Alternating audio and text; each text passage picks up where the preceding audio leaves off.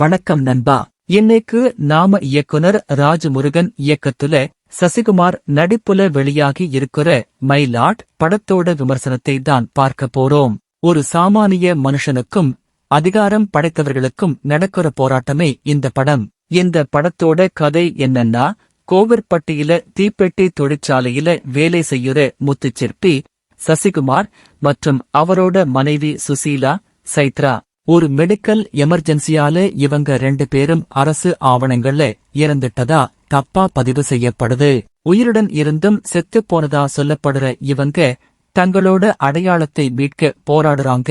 அதே சமயம் ஒரு மத்திய அமைச்சருக்கு கிட்னி தேவைப்படுது. அது முத்துச்சிற்பிக்கு தான் மேட்ச் ஆகுது. இதுக்கு அப்புறம் என்ன நடக்குதுங்கிறதுதான் விறுவிறுப்பான கதை. படத்தோட பிளாஸ் பாயிண்ட்ஸ்: சசிகுமார் ரொம்ப யதார்த்தமான நடிப்பை கொடுத்திருக்காரு. அவரோட எமோஷனல் காட்சிகள் மனசை தொடுது. ஹீரோயின் சைத்ரா ஜே ஆச்சார் தமிழ்ல அறிமுகமான முதல் படத்திலேயே மிரட்டியிருக்காங்க.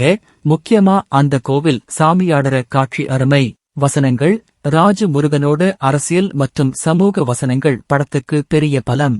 இசை: ஷான் ரோல்டனோட பின்னணி இசை படத்தோட கனத்தை அதிகப்படுத்துது. மைனஸ் பாயிண்ட்ஸ் பார்த்தோம்னா, படத்தோட நீளம் கொஞ்சம் அதிகமா தெரியுது. சில காட்சிகள் ரொம்ப மெதுவா நகருது. முதல் பாதியில வர்ற சில லாஜிக் மீறல்கள் கொஞ்சம் செயற்கையா இருக்கு.